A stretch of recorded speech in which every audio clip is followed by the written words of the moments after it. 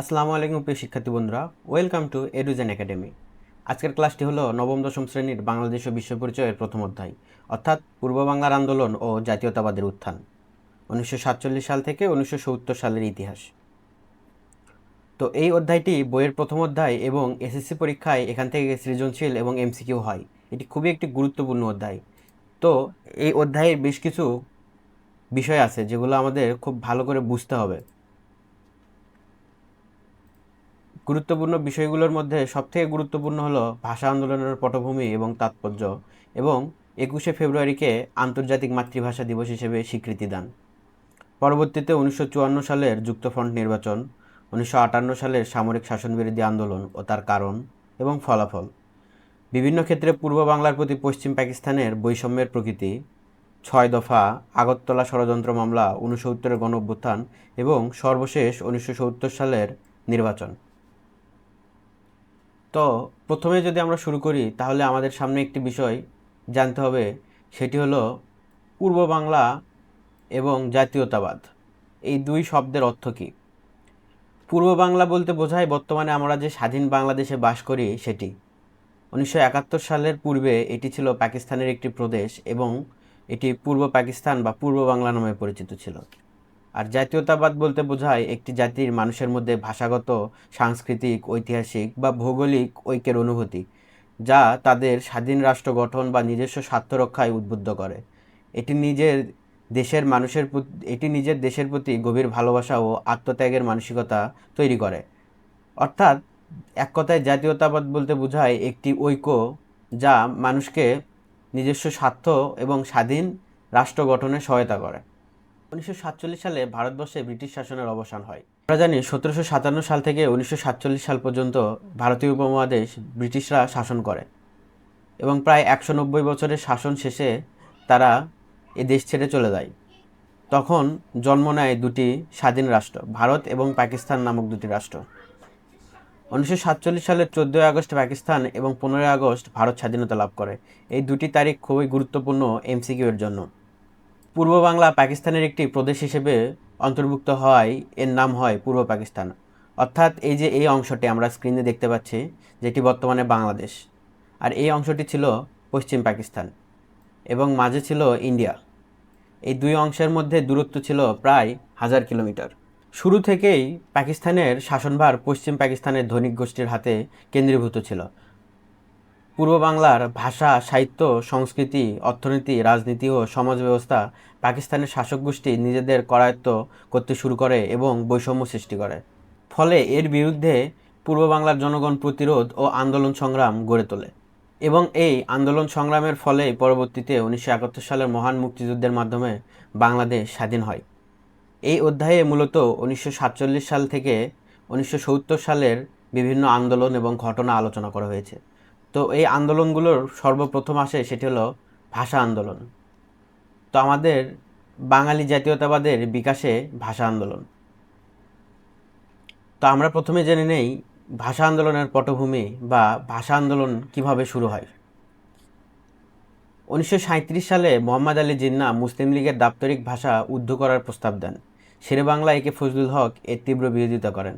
এই ব্যক্তি, ইনি হলেন মোহাম্মদ আলী জিন্নাহ। মুসলিম লীগ ছিল তৎকালীন সময়ে একটি রাজনৈতিক দল এবং এই দলের দাপ্তরিক ভাষা উর্দু করার প্রস্তাব দেন মোহাম্মদ আলী জিন্নাহ।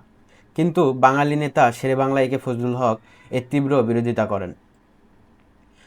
1947 সালের মে এবং জুলাই মাসে পাকিস্তান রাষ্ট্র সৃষ্টির আগেই চৌধুরী খালিকুজ্জামান এবং জিয়াউদ্দিন আহমেদ উর্দুকে রাষ্ট্রভাষা করার প্রস্তাব দেন। আমরা জানি যে 1947 সালের 14 আগস্ট পাকিস্তান রাষ্ট্রের জন্ম হয়, কিন্তু তার আগেই মে এবং জুলাই মাসেই চৌধুরী খালিকুজ্জামান এবং ডক্টর জিয়াউদ্দিন আহমেদ উর্দুকে রাষ্ট্রভাষা করার প্রস্তাব দেন। ফলে এর প্রতিবাদে ডক্টর মোহাম্মদ শহীদুল্লাহ এবং ডক্টর মোহাম্মদ এনামুল হক প্রবন্ধ লিখে কড়া প্রতিবাদ জানান এবং এই ভাষা এবং সংস্কৃতি রক্ষা করার জন্য 2 সেপ্টেম্বর 1947 সালে ঢাকা বিশ্ববিদ্যালয়ের অধ্যাপক আবুল কাসেমের নেতৃত্বে গড়ে ওঠে তমুদ্দিন মজলিস। তমুদ্দিন মজলিসের গঠন এবং কবে গড়ে ওঠে এবং কার নেতৃত্বে গড়ে ওঠে এই বিষয়টি আমাদের জানতে হবে, এমসিকিউ এর জন্য গুরুত্বপূর্ণ। 6 এবং 7 সেপ্টেম্বর অনুষ্ঠিত উক্ত সংগঠনের যুবকর্মী সম্মেলনে বাংলাকে শিক্ষা ও আইন আদালতের বাহন করার প্রস্তাব দেওয়া হয়। 1947 সালে করাচিতে অনুষ্ঠিত এক শিক্ষা সম্মেলনে উর্দুকে পাকিস্তানের রাষ্ট্রভাষা করার সিদ্ধান্ত হলে পূর্ব বাংলায় তীব্র প্রতিরোধ শুরু হয় এবং 1947 সালের ডিসেম্বরে গঠিত হয় রাষ্ট্রভাষা সংগ্রাম পরিষদ। এই বিষয়টা আমাদের মনে রাখতে হবে যে রাষ্ট্রভাষা সংগ্রাম পরিষদ কখন গঠিত হয়? 1947 সালের ডিসেম্বরে।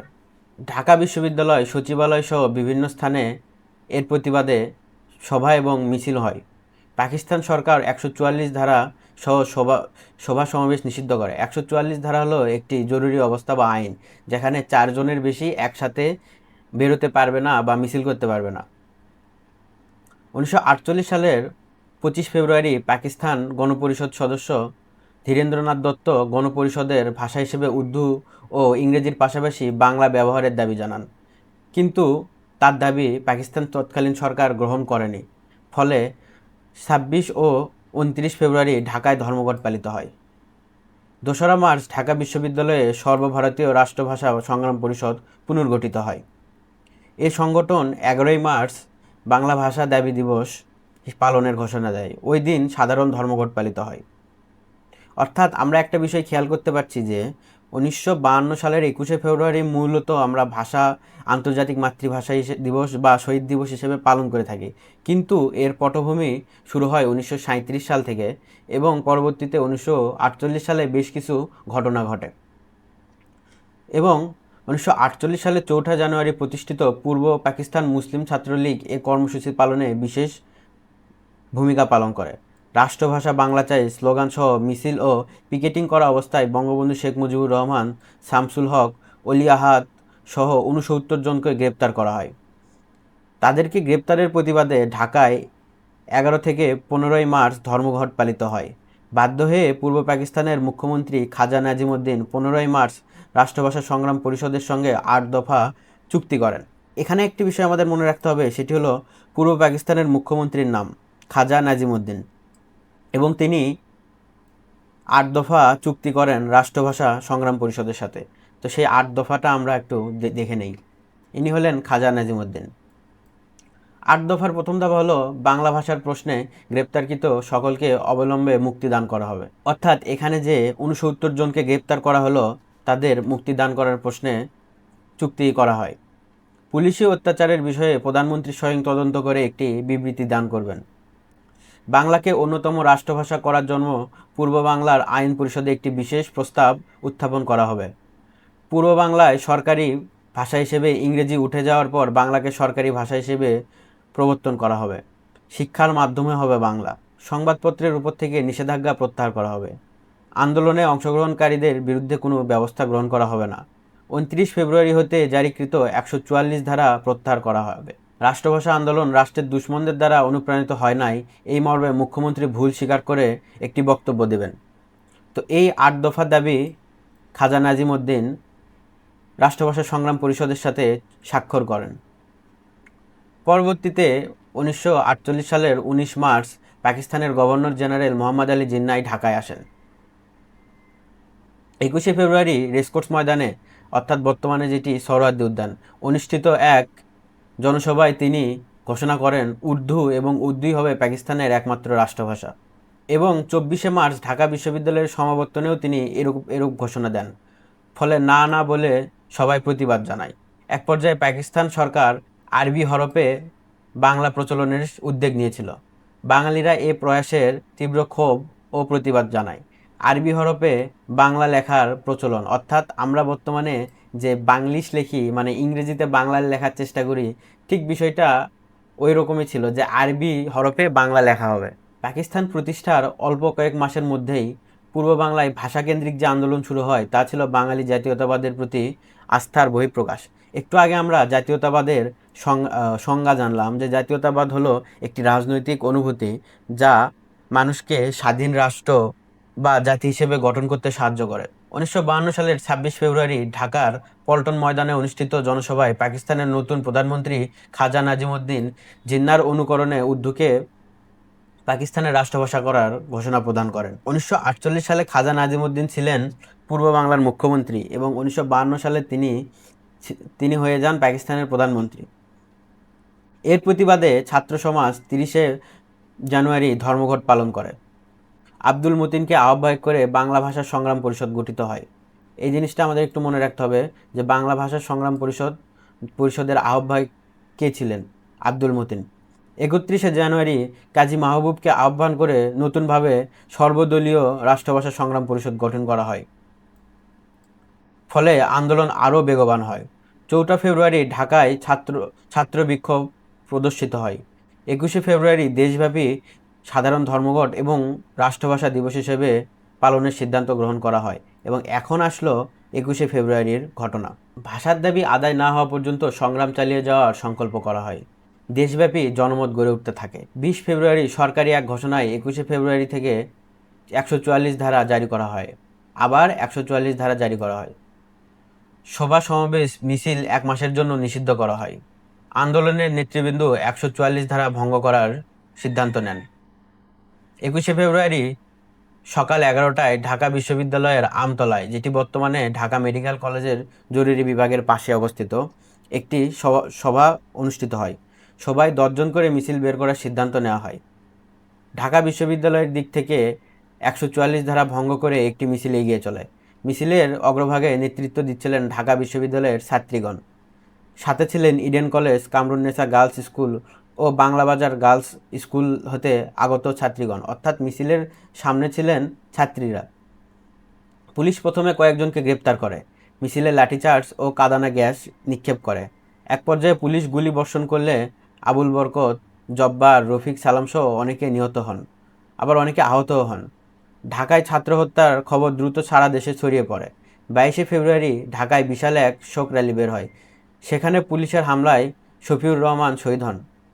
তো এই বিষয়টা আমরা জানতে পারলাম যে 20 ফেব্রুয়ারি হতে পাকিস্তান সরকার একটি ঘোষণা দেয় যে 21শে ফেব্রুয়ারি থেকে 144 ধারা জারি এবং কোনো মিছিল মিটিং করা যাবে না। কিন্তু আন্দোলনে নেতৃত্ব দেওয়ানকারী ছাত্ররা সেই আদেশ ভঙ্গ করে মিছিল করে এবং এক পর্যায়ে পুলিশ গুলি চালায়।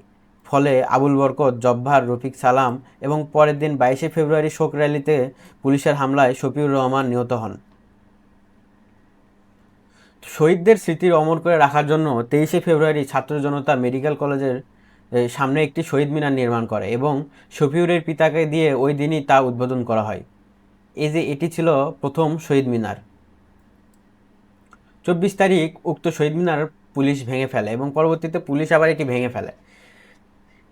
ঢাকায় 21শে ফেব্রুয়ারি ছাত্র হত্যার প্রতিবাদে চট্টগ্রামে কবি মাহবুবুল আলম চৌধুরী কাঁদতে আসেনি ফাঁসির দাবি নিয়ে এসেছি শীর্ষক প্রথম কবিতা রচনা করেন।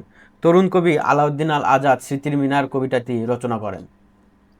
আব্দুল গাফফার চৌধুরী রচনা করেন আমার ভাইয়ের রক্তে রাঙানো 21শে ফেব্রুয়ারি আমি কি ভুলিতে পারি, এই গানটি। সঙ্গীত শিল্পী আব্দুল লতিফ রচনা ও সুর করেন ওরা আমার মুখের ভাষা কায়লে নিতে চায় এবং তোরা ঢাকার শহর রক্তে ভাসাইলির মতো সঙ্গীত। ডক্টর মুনির চৌধুরী জেলে বসে রচনা করেন কবর নাটক এবং জহির রায়হান রচনা করেন আরেক ফাল্গুন উপন্যাসটি। তো এখান থেকে আমরা জানতে পারলাম যে ভাষা আন্দোলনের প্রেক্ষিতে সাংস্কৃতিক বিপ্লবও আমাদের শুরু হয়, যেখানে অনেক কবি কবিতা লেখেন, কেউ গান রচনা করেন, কেউ বা নাটক এবং উপন্যাস রচনা করেন। তো 1947 সালে সূচিত ভাষা আন্দোলন 1948 সাল থেকে 52 সালের প্রতিবাদ ও রক্তক্ষয়ী সংগ্রামে রূপ লাভ করে। ফলে পাকিস্তান সরকার বাংলাকে রাষ্ট্রভাষা হিসেবে স্বীকৃতি দিতে বাধ্য হয়। 1947 সালে পাকিস্তানের সংবিধানে বাংলাকে পাকিস্তানের অন্যতম রাষ্ট্রভাষা হিসেবে অন্তর্ভুক্ত করা হয়। এই আন্দোলন দেশের মানুষকে তাদের অধিকার সম্পর্কে সচেতন করে তোলে, বাঙালিদের মধ্যে ঐক্য ও স্বাধীনতার চেতনা জাগিয়ে তোলে। পাকিস্তানি শাসন পর্বে এটি বাঙালিদের জাতীয় মুক্তির প্রথম আন্দোলন। বাঙালি জাতীয়তাবাদের বিকাশে ভাষা আন্দোলন সবাইকে ঐক্যবদ্ধ করে। তো এই বিষয়টি আমরা জানলাম যে বাঙালি জাতীয়তাবাদের বিকাশে ভাষা আন্দোলন ছিল প্রথম একটি মুক্তির পথ। পরবর্তীতে এখন আমরা দেখব যে শহীদ দিবস ও আন্তর্জাতিক মাতৃভাষা দিবস হিসেবে ভাষা আন্দোলনের স্বীকৃতি। 1953 সাল থেকে 21শে ফেব্রুয়ারি শহীদ দিবস হিসেবে দেশব্যাপী পালিত হয়ে থাকে। অর্থাৎ 1953 সাল থেকে এই ভাষা আন্দোলন এই 21শে ফেব্রুয়ারিটি শহীদ দিবস হিসেবে পালন হয়ে থাকে, কিন্তু এটির কোনো আন্তর্জাতিক স্বীকৃতি ছিল না। ফলে 1999 সালের 17 নভেম্বর জাতিসংঘের শিক্ষা, বিজ্ঞান ও সংস্কৃতি বিষয়ক অঙ্গ প্রতিষ্ঠান ইউনেস্কো বাংলাদেশের 21শে ফেব্রুয়ারিকে আন্তর্জাতিক মাতৃভাষা দিবস হিসেবে স্বীকৃতি দান করে। তো এই বিষয়টা আমাদের একটু মনে রাখতে হবে যে 21শে ফেব্রুয়ারিকে কোন প্রতিষ্ঠান আন্তর্জাতিক মাতৃভাষা দিবস হিসেবে ঘোষণা দেয়, সেটি হলো ইউনেস্কো। এবং কবে, সেটি হলো 1999 সালের 17ই নভেম্বর। এবার আমরা দেখি বাঙালি জাতীয়তাবাদের বিকাশে রাজনৈতিক আন্দোলনের ভূমিকা। শুরুতেই আওয়ামী মুসলিম লীগ গঠন। প্রতিষ্ঠার পটভূমি সম্পর্কে আমরা একটু জানি। পাকিস্তান সৃষ্টির পর ক্ষমতাসীন মুসলিম লীগ পূর্ব বাংলার মানুষের অধিকার ও স্বার্থ রক্ষায় চরমভাবে ব্যর্থ হয়। বিশেষ করে ভাষা আন্দোলনের সময় মুসলিম লীগ সরকারের দমনপীড়ন ও বাঙালি বিরোধী নীতির কারণে জনগণের অধিকার আদায়ের জন্য একটি শক্তিশালী বিরোধী দলের প্রয়োজন দেখা দেয়। পাকিস্তান রাষ্ট্র গঠনের পরে ক্ষমতাসীন দল ছিল মুসলিম লীগ, যেটি 1906 সালে গঠন করা হয় এবং মুসলিম লীগের মূল নেতৃত্ব ছিল পশ্চিম পাকিস্তানিদের হাতে। ফলে তারা বিভিন্ন বাঙালি বিরোধী নীতি গ্রহণ করে। ফলে একটি শক্তিশালী বিরোধী দলের প্রয়োজন দেখা যায় এবং গঠন করা হয় আওয়ামী মুসলিম লীগ। তো এটি এমসিকিউর জন্য খুবই গুরুত্বপূর্ণ। সেটি হলো 1949 সালের 23 জুন আওয়ামী মুসলিম লীগ গঠন করা হয় ঢাকার MK দাস লেনের রোজ গার্ডেন নামক স্থানে, এবং এই দলের প্রাথমিক নাম ছিল পূর্ব পাকিস্তান আওয়ামী মুসলিম লীগ। এবং এই দলের প্রথম সভাপতি ছিলেন মৌলানা আব্দুল হামিদ খান ভাসানী। সাধারণ সম্পাদক ছিলেন টাঙ্গাইলের শামসুল হক এবং যুগ্ম সাধারণ সম্পাদক ছিলেন বঙ্গবন্ধু শেখ মুজিবুর রহমান, যিনি সে সময় ফরিদপুর জেলে বন্দী ছিলেন এবং জেলে থেকেই তাকে এই পদের জন্য নির্বাচিত করা হয়। আওয়ামী মুসলিম লীগের কয়েকটি প্রধান লক্ষ্য বা কর্মসূচি ছিল। সেটি হলো পূর্ব বাংলার মানুষের জন্য পূর্ণ প্রাদেশিক স্বায়ত্তশাসন অর্জন, বাংলাকে অন্যতম রাষ্ট্রভাষার স্বীকৃতি আদায়, বিনা ক্ষতিপূরণে জমিদারি প্রথার উচ্ছেদ ও কৃষকদের অধিকার নিশ্চিত করা। এই কয়েকটি বিষয়কে প্রাথমিক লক্ষ্য এবং কর্মসূচি নিয়ে শুরু হয় আওয়ামী মুসলিম লীগের যাত্রা। কিন্তু 1955 সালে দলের কাউন্সিল অধিবেশনে দলের নাম থেকে মুসলিম শব্দটি বাদ দেওয়া হয়। কবে? 1955 সালে, এবং নাম হয় পূর্ব পাকিস্তান আওয়ামী লীগ। মুসলিম শব্দটি বাদ দেওয়ার কারণ ছিল ধর্ম বর্ণ নির্বিশেষে সকল বাঙালির জন্য দলের দরজা উন্মুক্ত করা এবং একটি পরিপূর্ণ অসাম্প্রদায়িক ও ধর্মনিরপেক্ষ রাজনৈতিক দল হিসেবে আত্মপ্রকাশ করা। ধর্মনিরপেক্ষ ও অসাম্প্রদায়িক রাজনৈতিক দল হিসেবে আত্মপ্রকাশ করার জন্য 1955 সালে আওয়ামী মুসলিম লীগ থেকে এই মুসলিম শব্দটি কেটে দেওয়া হয় এবং নাম হয় পূর্ব পাকিস্তান আওয়ামী লীগ। পরবর্তীতে আমরা দেখতে পাই যুক্তফ্রন্ট গঠন, প্রাদেশিক নির্বাচন এবং সরকার গঠন। পাকিস্তান প্রতিষ্ঠার পরে শাসক দল মুসলিম লীগ দীর্ঘদিন নির্বাচনের মাধ্যমে কেন্দ্রীয় ও প্রাদেশিক সরকার গঠনের কোনো উদ্যোগ গ্রহণ করেনি। এছাড়াও প্রাদেশিক সরকার নিয়ে কেন্দ্রীয় সরকারের টালবাহানা পূর্ব বাংলার জনগণের কাছে স্পষ্ট হয়ে ওঠে। অর্থাৎ পাকিস্তান রাষ্ট্র গঠন করা হয় 1947 সালে, কিন্তু 1947 সাল থেকে 1954 সাল পর্যন্ত পাকিস্তানে কোনো নির্বাচন হয়নি, প্রাদেশিক নির্বাচন হয়নি এবং কেন্দ্রীয় সরকারের নির্বাচনও হয়নি। ফলে প্রাদেশিক সরকার নিয়ে কেন্দ্রীয় সরকারের এই টালবাহানা জনগণের কাছে স্পষ্ট হয়ে ওঠে এবং যুক্তফ্রন্ট গঠনের সিদ্ধান্ত আসে। যুক্তফ্রন্ট গঠনের সিদ্ধান্ত গ্রহণ করা হয় 14 নভেম্বর 1953 সালে এবং এর নেতৃত্ব ছিল পূর্ব পাকিস্তান আওয়ামী লীগ। যুক্তফ্রন্টের শরিক দল ছিল 4টি। এইটি এমসিকিউর জন্য গুরুত্বপূর্ণ: আওয়ামী লীগ, কৃষক শ্রমিক পার্টি, নিজামিয়া ইসলাম এবং গণতন্ত্রী দল। এবং যুক্তফ্রন্টের নির্বাচনী প্রতীক ছিল নৌকা। এবং যুক্তফ্রন্টের নির্বাচনী ইস্তেহার বা কর্মসূচি ছিল 21টি। এখানে 21 সংখ্যাটি তারা ব্যবহার করে 21শে ফেব্রুয়ারির সেই ঐতিহাসিক ভাষা আন্দোলনকে স্মরণে রাখার জন্য 21টি কর্মসূচি তারা দেয় এবং এই 21 দফাকে তাদের স্বার্থরক্ষার সনদ হিসেবে বিবেচনা করা হয়। নির্বাচন এবং ফলাফল: 1954 সালের মার্চ মাসে নির্বাচন হয়। পূর্ব বাংলার প্রাদেশিক নির্বাচনে মোট মুসলিম আসন ছিল 237টি। যুক্তফ্রন্ট লাভ করে 223টি আসন। 237টি আসনের মধ্যে 223টি আসন লাভ করে আওয়ামী লীগের নেতৃত্বে যুক্তফ্রন্ট এবং ক্ষমতাসীন মুসলিম লীগ লাভ করে মাত্র 9টি আসন এবং অন্যান্য আসন বাকি রাজনৈতিক দল লাভ করে। এই নির্বাচনের ফলে জনগণ পশ্চিম পাকিস্তানিদের কর্তৃত্ব এবং প্রভাব থেকে মুক্ত হওয়ার পক্ষে রায় প্রদান করে এবং প্রমাণিত হয় যে সকল ক্ষমতার উৎসই জনগণ। এবং এই নির্বাচনের মাধ্যমে মুসলিম লীগের পতন হয় এবং পূর্ব বাংলায় তাদের অবসান ঘটে এবং পূর্ব বাংলায় তাদের শাসনের অবসান ঘটে, কারণ তারা নির্বাচনে মাত্র 9টি আসন লাভ করে। এবার আমরা দেখি 1954 সালের যুক্তফ্রন্ট নির্বাচনে যুক্তফ্রন্টের দেয়া 21 দফা। 21টা দফা আমরা একটু জানব। 21 দফার অন্যতম প্রথম দফা ছিল বাংলাকে পাকিস্তানের অন্যতম রাষ্ট্রভাষা করা। এটি ছিল একটি অন্যতম দফা এবং প্রথম দফা। দ্বিতীয় দফা হলো বিনা ক্ষতিপূরণে জমিদারি প্রথা উচ্ছেদ। অর্থাৎ পাকিস্তান রাষ্ট্র গঠিত হওয়ার পরেও এখানে জমিদারি প্রথা ছিল, ফলে যুক্তফ্রন্ট তাদের নির্বাচনে একটি কর্মসূচি দেয় যে তারা যদি নির্বাচিত হয় তাহলে এই জমিদারি প্রথা উচ্ছেদ করা হবে, সকল প্রকার মধ্যস্বত্ব ও সার্টিফিকেট প্রথা বাতিল করা হবে। এবং তৃতীয় দফাটি ছিল পাট ব্যবসাকে জাতীয়করণ, পাটের ন্যায্য মূল্য প্রদান এবং পাট কেলেঙ্কারির সাথে জড়িত ব্যক্তিদের বিরুদ্ধে শাস্তি ব্যবস্থা করা হবে। 4 নম্বর দফাটি হলো সমবায় ভিত্তিক কৃষি ব্যবস্থা প্রবর্তন ও কুটির ও হস্তশিল্পের উন্নতি সাধন করা। 5 নম্বর হলো পূর্ব বাংলায় লবণ শিল্পের সম্প্রসারণ ও লবণ কেলেঙ্কারির সাথে জড়িত ব্যক্তিদের শাস্তির ব্যবস্থা। 6 নম্বরটি হলো শিল্প ও কারিগরি শ্রেণীর বাস্তুহারাদের পুনর্বাসন করা হবে। 7 খাল খনন, সেচ ব্যবস্থার উন্নয়ন, বন্যা নিয়ন্ত্রণ, কৃষিকে যুগোপযোগী করে দুর্ভিক্ষ প্রতিরোধের ব্যবস্থা করা হবে। 8 পূর্ব বাংলাকে শিল্পায়িত ও শ্রমিকের ন্যায়সঙ্গত অধিকার রক্ষা করা হবে। 9 অবৈতনিক বাধ্যতামূলক প্রাথমিক শিক্ষা প্রদান করা হবে। শিক্ষকদের ন্যায়সঙ্গত বেতন ও ভাতার ব্যবস্থা করা হবে। 10 শিক্ষা ব্যবস্থায় আমূল সংস্কার করে কেবল মাতৃভাষায় শিক্ষা প্রদানের ব্যবস্থা করা হবে। 11 ছিল ঢাকা ও রাজশাহী বিশ্ববিদ্যালয়ে পূর্ণ স্বায়ত্তশাসন প্রদান, সকল প্রকার কালাকানুন বাতিল ও উচ্চ শিক্ষাকে সহজলভ্য করা। 12 প্রশাসনিক ব্যয় সংকোচন, উচ্চ ও নিম্ন বেতনভুক্ত কর্মচারীদের মধ্যে বেতন বৈষম্য হ্রাস করা। 13 নম্বরটি ছিল সকল প্রকার দুর্নীতি নির্মূল করা হবে। 14 হলো রাজবন্দীদের মুক্তিদান, বাক স্বাধীনতা ও সভা সমিতি ও সংবাদপত্রের স্বাধীনতা নিশ্চিত। 15 শাসন বিভাগ থেকে বিচার বিভাগকে পৃথক করা হবে। 16 বর্ধমান হাউসকে আপাতত ছাত্রাবাস ও বাংলা ভাষা ও সাহিত্যের গবেষণাগার করা হবে। বর্তমানে বর্ধমান হাউসই হলো বাংলা একাডেমি। 17 হলো বাংলা ভাষার শহীদদের স্মরণে শহীদ মিনার নির্মাণ করা। 18 21শে ফেব্রুয়ারিকে শহীদ দিবস ও সরকারি ছুটির দিন হিসেবে ঘোষণা। 19 ঐতিহাসিক লাহোর প্রস্তাব অনুযায়ী পূর্ব বাংলায় পূর্ণ স্বায়ত্তশাসন প্রদান করা হবে। এখানেও পূর্ণ স্বায়ত্তশাসনের কথা বলা হয়েছিল। 20 নম্বর নিয়মিত ও অবাধ নির্বাচনের ব্যবস্থা করা হবে। এবং 21 নম্বর পয়েন্টটি খুব ইন্টারেস্টিং, সেটি হলো পরপর 3টি উপনির্বাচনে যুক্তফ্রন্ট পরাজিত হলে মন্ত্রিসভায় স্বেচ্ছায় পদত্যাগ করবে।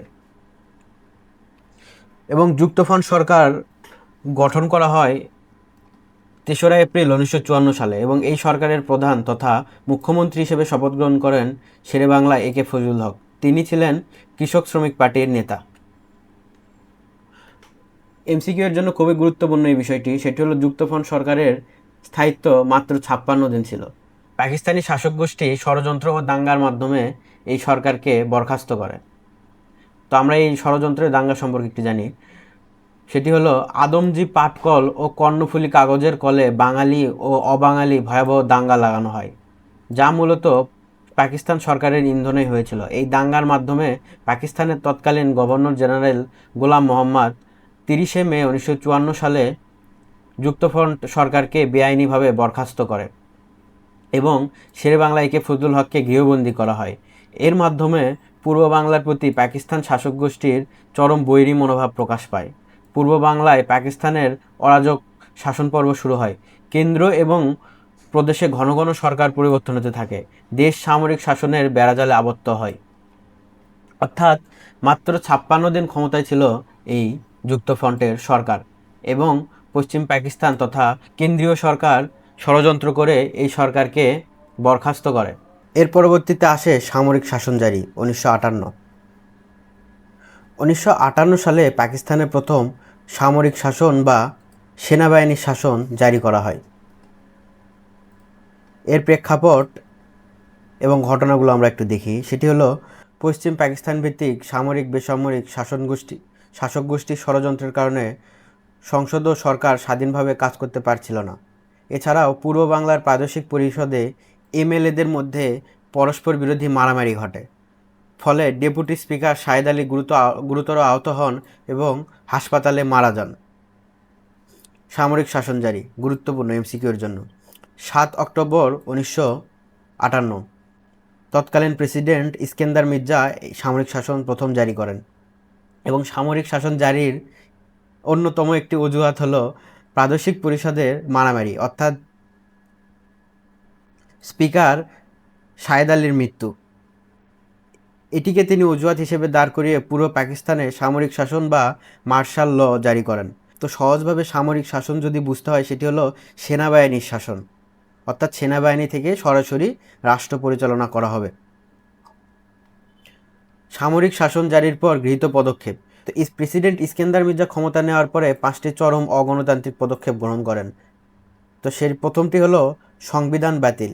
আমরা একটু আগে পড়লাম যে 1956 সালের সংবিধানে বাংলাকে রাষ্ট্রভাষার স্বীকৃতি দেওয়া হয় এবং সেটি ছিল পাকিস্তানের প্রথম সংবিধান এবং এই সংবিধানটি বাতিল করা হয়। দ্বিতীয়টি হলো পরিষদ বিলুপ্তি, কেন্দ্রীয় ও প্রাদেশিক পরিষদ ভেঙে দেওয়া হয়। 3 নম্বরটি হলো রাজনৈতিক নিষিদ্ধ, সকল রাজনৈতিক দলের কার্যক্রম বেআইনি ও নিষিদ্ধ ঘোষণা করা হয়।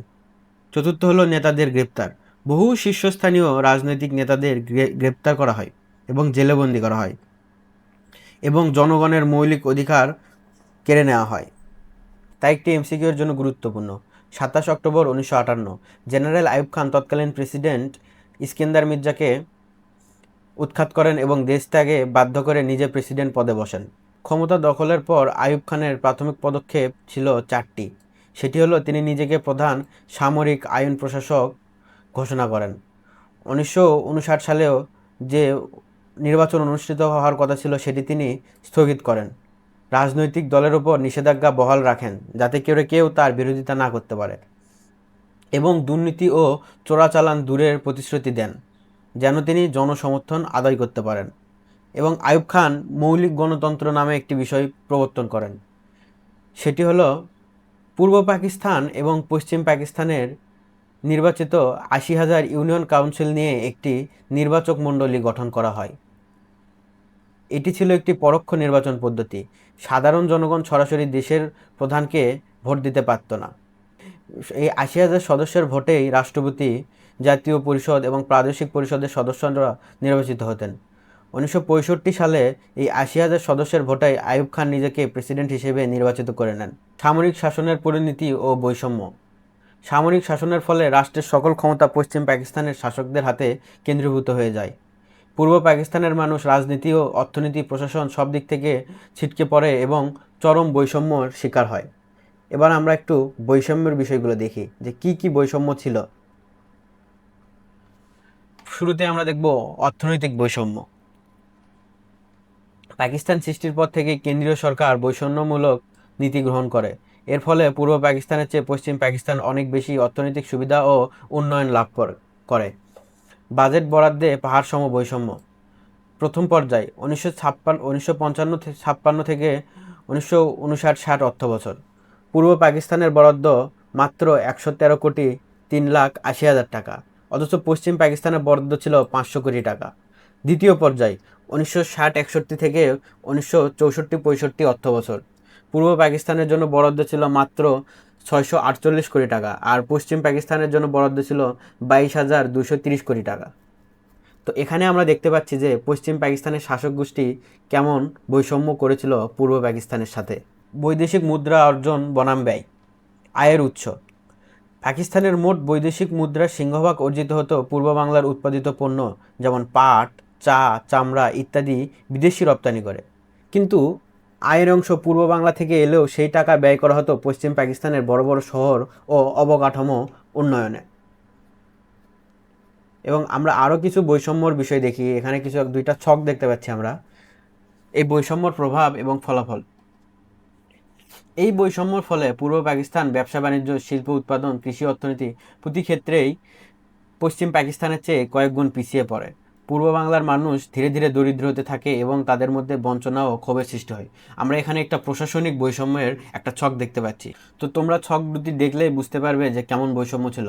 আমরা একটু সেনাবাহিনীতে বৈষম্য নিয়ে আলোচনা করি। সেটা হলো, দেখো, সেনাবাহিনীতে তৎকালীন সময়ে জেনারেল পদে পশ্চিম পাকিস্তানে ছিল 3 জন, কিন্তু পূর্ববঙ্গের একজনও ছিল না, শূন্য।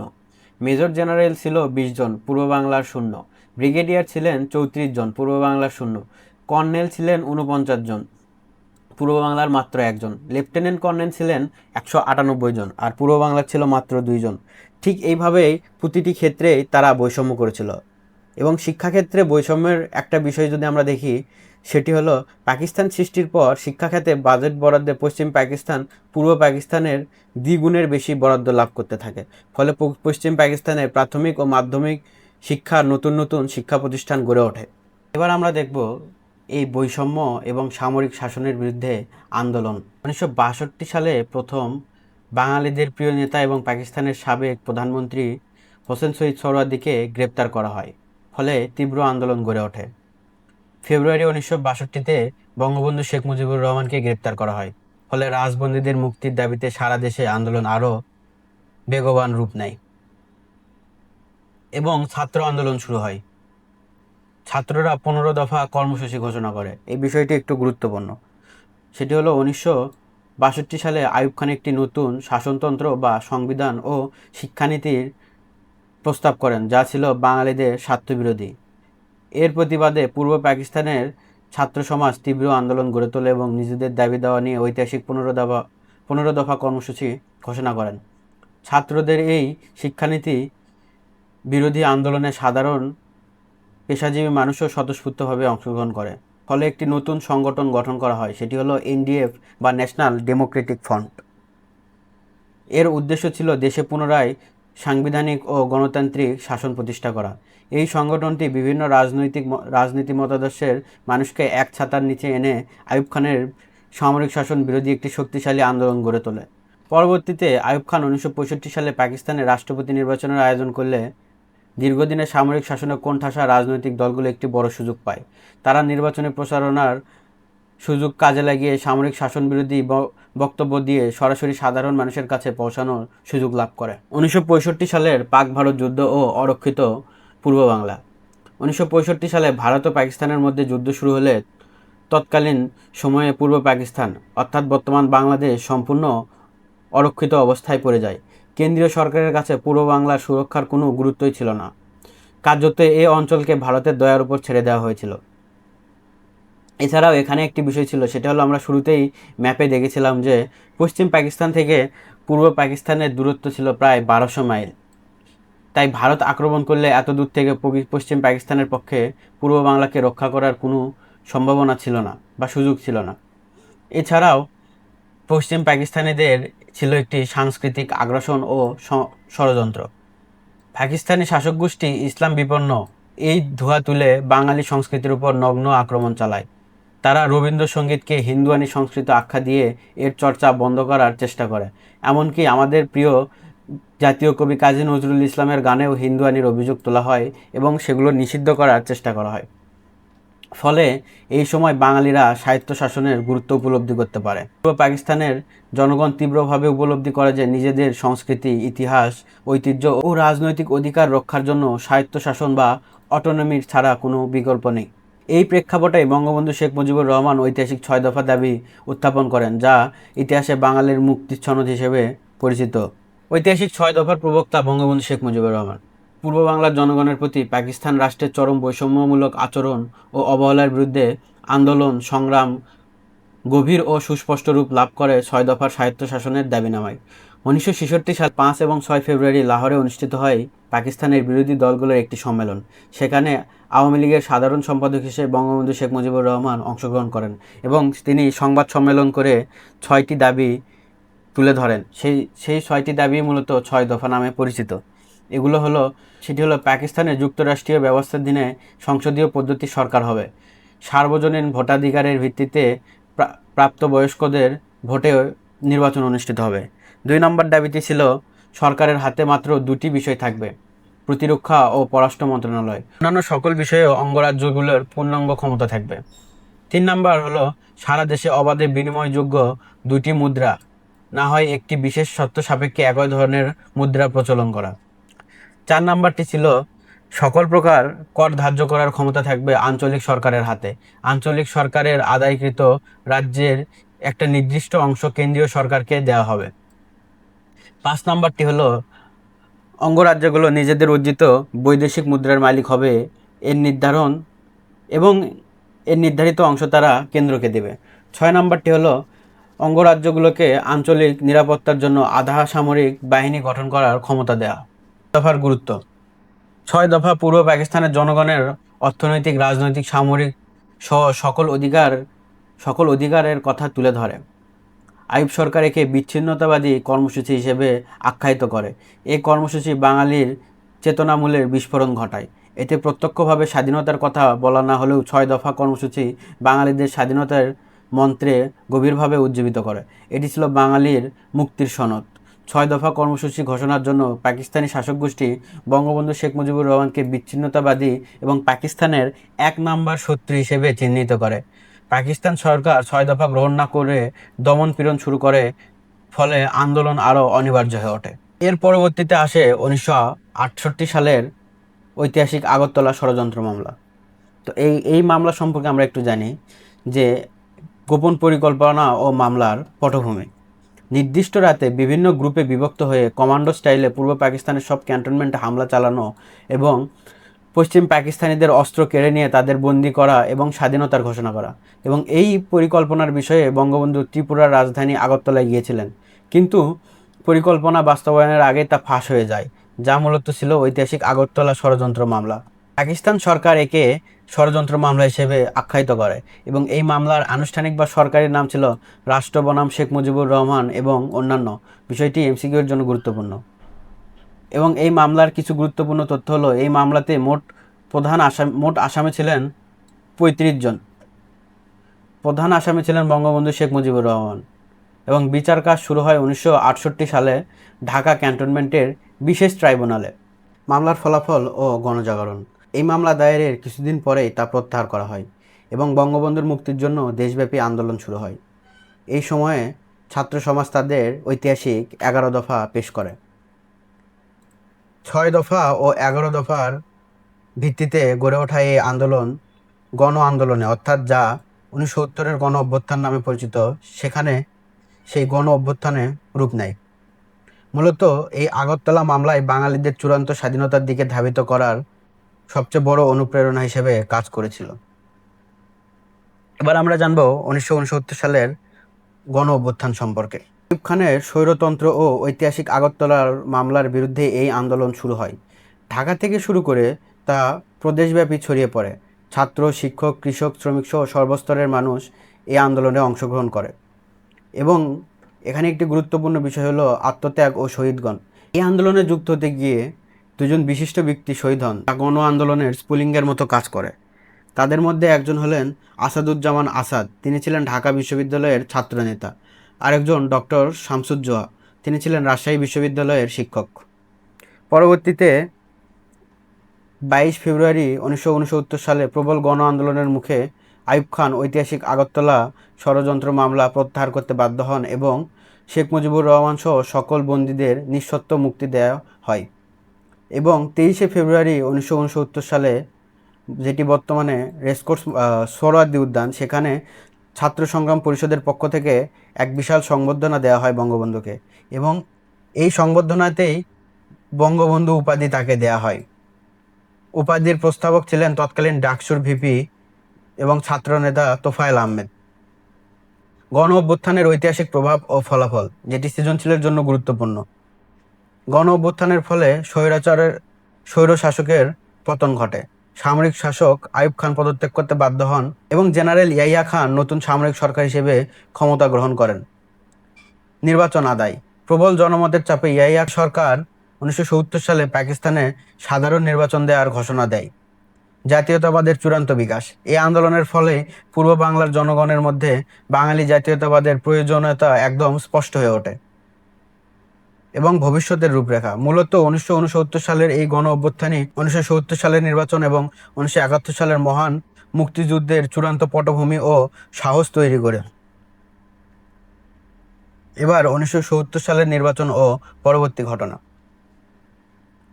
25 মার্চ 1969 সালে আইয়ুব খান প্রেসিডেন্ট পদ থেকে ইস্তফা দেন এবং জেনারেল ইয়াহিয়া খান ক্ষমতা দখল করেন। 28 মার্চ 1969 ইয়াহিয়া খান পাকিস্তানের সাধারণ নির্বাচনের প্রতিশ্রুতি দেন। উল্লেখ্য, এর আগে পাকিস্তানে কখনোই সার্বজনীন সাধারণ নির্বাচন অনুষ্ঠিত হয়নি। অর্থাৎ 1947 সালে গঠিত একটি রাষ্ট্র প্রায় 23 বছর কোনো নির্বাচন অনুষ্ঠিত হয়নি, সাধারণ নির্বাচন। এবং এই নির্বাচনের তারিখ ঘোষণা করা হয় 7 ডিসেম্বর 1970। এই নির্বাচনটি অনুষ্ঠিত হয় এক ব্যক্তির এক ভোট এই নীতিতে।